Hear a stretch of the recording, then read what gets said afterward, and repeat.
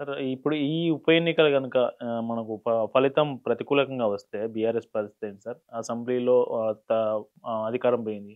పార్లమెంట్‌లో 0 సీట్స్. ఆ తర్వాత కంటోన్మెంట్ పోయింది. 2 ఎమ్మెల్సీలు ఇప్పుడు పోటీ చేయలేదు. ఈ ఉప ఎన్నిక కూడా ఓడిపోయే అంటే ప్రతికూలంగా ఫలితం వస్తే పార్టీ పరంగా పార్టీ మీద ఉన్న ఇంపాక్ట్ గాని ప్రజల్లో ఎట్లా ఉండబోతుంది? అదొక హెచ్చరికలాగా తీసుకుంటారు. అంతే. అంటే మనం నగరంలో మనకు బాగా ఉంది. అన్ని సీట్లు మనమే గెలిచామనే ఆలోచన ఏదైతే ఇంతకుముందు ఉండేదో, హ్మ్. హ్మ్. హ్మ్. అట్లా లేదు. పరిస్థితి మారుతా ఉంది. మనం నగరంలో గూడా హార్డ్ వర్క్ జేయాలి. అదొక హెచ్చరికలాగా ఉంటది. హ్మ్. అదే. గెలిస్తే మంచిది. హ్మ్. ఓడిపోయినలనుకోండి, దానివల్లే రాజ్యాధికారం పోయేది లేదు. పదవులు అవును. పోయేది అవునవును. లేదు. కాకుంటే గోపీనాథ్ గారికి అదొక నెగెటివ్ నివాళి అయిపోతదది. ఆమెను గెలిపించడం ద్వారా అదొక మంచి ట్రిబ్యూట్ జేయాలని అనుకున్నారు. హ్మ్. ఒకవేళ గెలుస్తారని నేనైతే నిండు విశ్వాసంతో ఉన్నాను. ఒకవేళ ఏదైనా కారణం వల్ల ఓడిపోయారనుకోండి, బీజేపీ, కాంగ్రెస్ ఇవన్నీ కాన్స్పిరసీస్ అనేటివి బయటకొస్తాయి. రెండవది ఏమైతదంటే, అది బీఆర్ఎస్ తనను తను కొంత సర్దుకోవడానికి, ఎక్కడ పొరపాటు జరిగింది, ఇంకోసారి జరగొద్దు అని చెప్పుకోవడానికి ఒక హెచ్చరికలాగా అవుతది. అదే కాంగ్రెస్ ఓడిపోతే ఎట్లా ఉంటది సార్ పరిస్థితి? ఏమన్నా మార్పులు చేర్పులకి అవకాశం ఉంటదా? ఎందుకంటే మ ఇది వాళ్ళ పాలన తర్వాత రెఫరెండమ్ అనుకోవచ్చు కదా మనం. మార్పులు చేర్పులు చేసుకునే పరిస్థితి రేవంత్ రెడ్డికి లేదు. లేదు.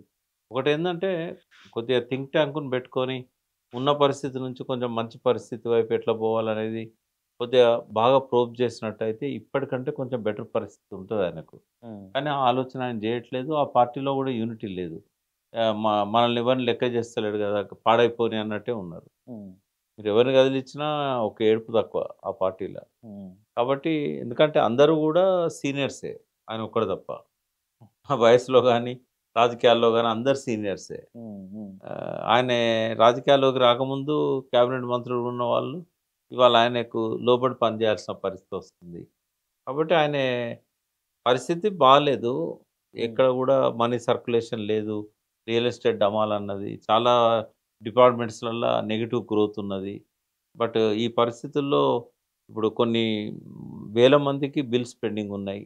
హ్మ్. ఏ క్లాస్ కాంట్రాక్టర్ దగ్గర నుంచి మామూలు మున్సిపల్ వర్క్స్ చేసే వాళ్ళ దాకా బిల్లులు పెండింగ్ ఉన్నాయి. ఒక అసంతృప్తి అయితే బాగా కనపడతా ఉంది. తర్వాత అవినీతి పెరిగింది. ప్రతి దానికి డబ్బులు అడిగే కల్చర్ ఒకటొచ్చింది. మరి ఇవన్నీ ప్రతికూల పరిస్థితులల్ల ఒకవేళ వాళ్ళు గెలిసినా గూడా అది పెద్దగా రెఫరెండమ్ అని నేను అనుకోను గానీ, హ్మ్. వాళ్ళ లోపల కొంచెం జోష్ నింపుతది గెలిసినామని. అంత మాత్రాన రేపొచ్చే 3 ఏళ్ల తర్వాత వచ్చే ఎన్నికలకి ఇది ఒక మార్గదర్శి, దిక్సూచి అనుకుంటే మాత్రం తప్పైతది. పాలనలో దాని అది ప్రస్ఫుటించే అవకాశం ఈ ఉంటదా? పాలన ఓ బాలేదనేది అందరూ జెప్తారు. ఇక్కడ గెలుపు నిజంగానే అంటే కాంగ్రెస్ కంటే గూడా శ్రీశైలం యాదవ్, నవీన్ యాదవ్ హ్మ్. వాళ్ళకి సానుభూతి అనేది కొంతున్నది గాబట్టి ఇదివరకు ఓడిపోయిండనేది. హ్మ్. కానీ గోపీనాథ్ సానుభూతి ముందు అది నిలవడకపోవచ్చు. హ్మ్. బట్ ఈ ప్రత్యేక పరిస్థితి గాబట్టి గెలిచినా గూడా ఇన్ని కుట్రల మధ్య గెలిచారనేది వస్తది. ఒక్కోటితో గెలిచినా గెలుపే. హ్మ్. బట్ నాకాడ కాంగ్రెస్ కంటే గూడా వాళ్ళకున్న పలుకుబడి ఎక్కువని అంటే నాకనిపిస్తుంది. వ్యక్తిగతంగా. వ్యక్తిగతంగా వాళ్ళకున్న పలుకుబడే ఎక్కువని నేను అనుకుంటున్నా. హ్మ్. మైనస్ ఉంది, ప్లస్ ఉంది. ఆయనకేందంటే గతంలో రౌడీ షీటర్‌గా ఉండేది. అవునవునవును. చాలా కాలం నుంచి ఆయనే ఏ రకమైన సెటిల్మెంట్స్ గాని, ఇవి గాని చేయట్లేదు. కాబట్టి మెల్లమెల్లగా తన క్యారెక్టర్‌ని తను పాజిటివ్ వైపు తీసుకొచ్చాడు. అదివరకు ఆయనను నగర బహిష్కరణ గూడా చేశారు. హ్మ్. అంతకుముందున్న హ్మ్. కమిషనర్ హ్మ్. హ్మ్. 20 ఇయర్స్ బ్యాక్. ఫస్ట్ టీఆర్ఎస్ పెట్టినప్పుడు నేను మున్సిపల్ ఏరియాలో ఇన్‌చార్జ్‌గా ఉంటిని. అప్పుడు నేనే వాళ్ళిద్దరికి బీ ఫార్మ్స్ ఇచ్చాను. ఆయనకు, ఆయన భార్యకు. హుహు. కేసీఆర్‌ని పక్కన పెట్టుకొని ఊరేగింపులో వాళ్ళిద్దరిని జీపులో నిలబెట్టుకొని రైమంత్ నగర్, యూసుఫ్‌గూడ అంతా తిరిగాం. ఏ ఇయర్ సార్ అది? 2002 మున్సిపల్ ఎలక్షన్స్. ఓకే.